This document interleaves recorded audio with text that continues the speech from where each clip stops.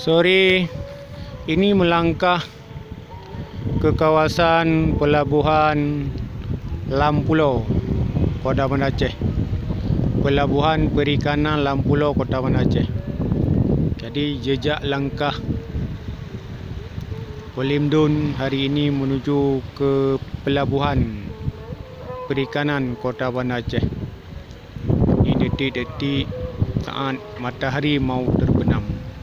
Inilah Pelabuhan Perikanan Lampulo, Kota Banda Aceh.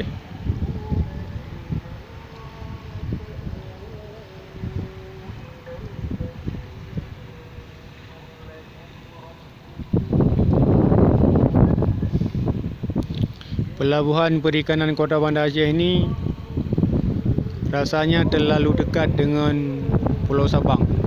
Itu Pulau Sabang. Andaikan kita punya sayap, kita terbang aja ke Pulau Sabang. Dan itu namanya Pulau Aceh. Pulau Aceh. Di kawasan itu ada kepulauan Andaman dan Nicobar, tapi gak nampak di mata. Baru pakai teropong baru nampak. Teropong 1000 kali zoom.